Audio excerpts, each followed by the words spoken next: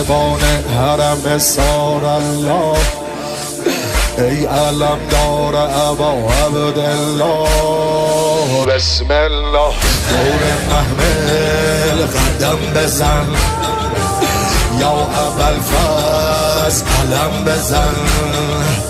روشنای شب تارم قمر بنی، به تو گرمه دل زینب پسر بنی. ابروباد و مه و خورشید دور قافله میگردن.